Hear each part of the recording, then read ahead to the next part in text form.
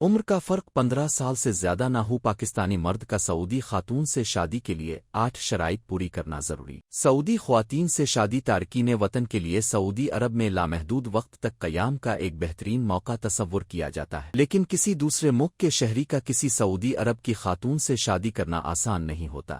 اس کے لیے کئی سخت مراحل سے گزرنا پڑتا ہے۔ تاہم روزگار کے سلسلے میں سعودی عرب میں مقیم پاکستان کسی بھی دوسرے ملک کا شہری اس طریقے سے اپنے قیام کو طوالت بخش سکتا ہے۔ بہت سے غیر ملکی باشندے ایسے ہوتے ہیں جو سعودی خواتین سے شادی کے خواہش مند ہوتے ہیں، لیکن ایک بات یاد رکھیں، کسی سعودی غیر شادی شدہ پھر طلاق یافتہ خاتون کا بھی رشتہ آن لائن موجود نہیں ہوتا، اس لیے آن لائن کی دنیا میں شادی کے لیے سعودی خواتین تلاش بند کر دیں۔ سعودی باشندوں کی ثقافت، روایات اور اقدار ان سے جڑی ہوئی ہے، اور جو ان ثقافتی اقدار کے مطابق نہیں ہے وہ ان کے معاشرے کے لیے ایک مسئلہ تصور کیا جاتا ہے۔ مردوں اور عورتوں کی مخلوط محافل پر پابندی کی وجہ سے ایک دوسرے کو سمجھنا آسان نہیں ہے، اس لیے شادی کے لیے اچھی سعودی لڑکی تلاش کرنا بھی مشکل ہے۔ سعودی حکومت نے کسی بھی سعودی خاتون سے شادی کے لیے چند شرائط نافذ کر رکھی ہے۔ اگر کوئی ایک شرط بھی پوری نہیں ہوتی تو سعودی خاتون سے شادی کی اجازت نہیں دی جاتی۔ غیر ملکی شہری سے شادی کرنے والی سعودی خاتون کی عمر 25 سے 50 سال کے درمیان ہونی چاہیے۔ اگر کوئی سعودی شخص کسی غیر ملکی خاتون سے شادی کرتا ہے تو سعودی شخص کی عمر 40 سے 65 سال کے درمیان ہونی چاہیے۔ کسی جسمانی معذور فرد غیر معمولی ضروریات کی صورت میں